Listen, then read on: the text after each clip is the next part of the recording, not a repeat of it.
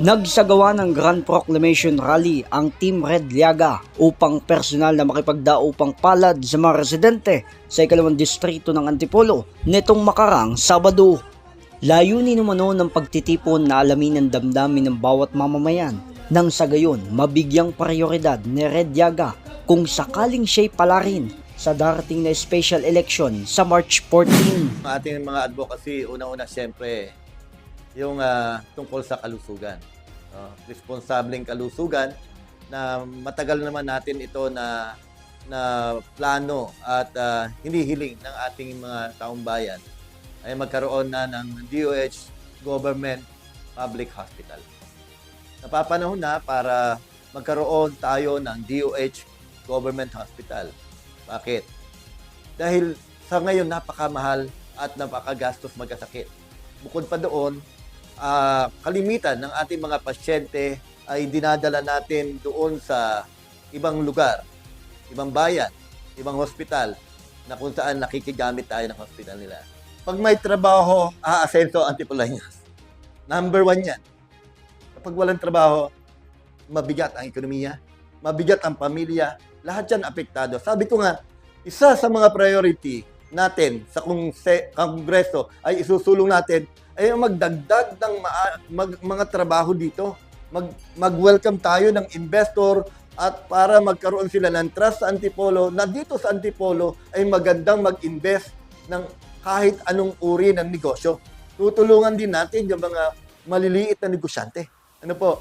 Para sila'y makaahon, makausad at makapagsimula. At sa gayon, pag sila po ay maganda na ang buhay, hanap buhay nila, hindi na po sila lalayo o maging ibang bansa pa.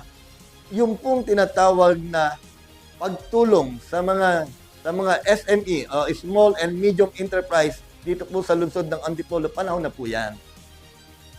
Maganda at napakaganda po na magnegosyo sa lungsod ng Antipolo. Bakit? Advantage po ng Antipolo sa ibang bayan, una-una, flood free. Walang baha ang Antipolo. Ano?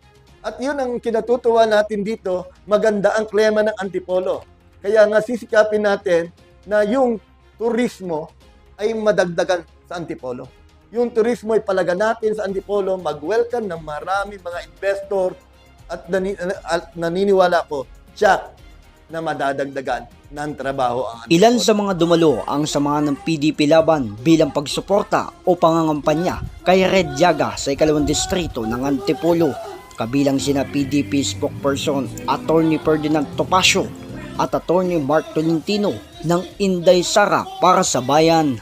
Ayon sa pahayag ni Liaga, panahon na ng pagbabago at tuldukan na rin ang mga hindi napagtuunan ng pansin na mga proyekto. Ayan. At nakita natin dito, ano ba ang dahilan? Una-una, mataas ang minimum wage sa NCR. Hindi kaya ng minimum wage sa Antipolo. Kaya ipapanukala natin na ang minimum wage sa Antipolo ay maging base na rin kaparehas po ng NCR. Bakit? Parehas din naman nagtatrabaho. Engineer, carpenter, yung mga nagpapala, construction worker, parehas lang naman. Parehas na papagod. Parehas professional. Parehas ang profesyon. Eh bakit sa NCR mas malaki ang minimum wage? Dito ay mas mababa sa Antipolo. Dagdag pa na dapat unahin ang usaping edukasyon sapagkat ito ang madalas na nagiging diskusyon ng bawat mamamayan. Ang edukasyon ay siya yung susi natin para doon sa sinasabi nating pangarap at kinabukasan. At kabahagi nito na dapat nating ihanda ay ang mga kabataan. Ang kabataan ang tiyak na pag-asa ng ating bayan. Bakit? Taon-taon ay lumolobo ang nakakagraduate sa high school, sa elementarya, at dadiretso ng college. Especially yung gagraduate sa senior high, kailangan niya nakaproseso na, nakaprograma na ang mga kabataan. At dapat meron na tayong pamantasan o university ng Antipolo na kung saan ang mga nasabi kong mga mag-aaral sa